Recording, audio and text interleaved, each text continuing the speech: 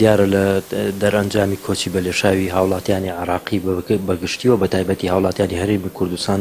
بەرە وڵاتانی ئەوروپا بەردەوامی هەیە. دیارە بەس لە ساڵی 2018 بە پێو ئامارانە کە بەدەست ئێمە گەشتۆتەوە لە 47 وڵاتی جیهانە 73,000 پەنابەری عراقی تێپەڕی کردووە و داوانامی مافی پەنابەریان پێشکەش کردووە و بەدەر لەو کەسانە بەدایان و بە سەدان و بە هەزاران کەسمان هەیە کە بە شێوەی یاسایی با بڵێن کۆچیان کردەوە ئەوانیش بۆ بەرە وڵاتانی ئەوروپا. دیارەمە لە ئامارەکانی ئێمەیان نیە، دیارە ئەو ئامارێکی ئێمە ڕائەگەینە ئەو 73,000 کەسە ئەو پەنابەرانە ئاگرێتەوە کە بە شێوەیەکی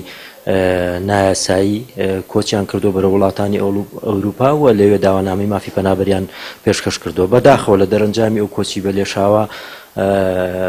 دیارە 54 هاوڵاتی هەرێمی کوردستان و عێراق لەو ڕێگایە هەر لەم ساڵدا گیانیان لەدەستداوە و تەرمەکانیان سەرجەمیان گەڕاندراوەتەوە کە لە زاخۆتیە بۆ هەتاوەکو پارێزگای بەسڕە سەرجەمیان لەلایەن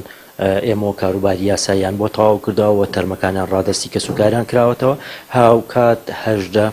پەنابەری دیکەشمان لە دەرەنجامی ئەو ڕووداوە نەخوازراوانی کە لە ماوەی یەک ساڵی ڕابردوو ساڵی 2018 ڕووی داوە ئەوانش بێسەر و شوێنن و مەلەفی تایبەت وە کەیسیان بۆ کراوەتەوە بۆی کە بتوانین چارەنووس و نازنامەی ئەوانیش بە کەسوکاریان ڕابگەێنین کە چیان بەسەر هاتووە.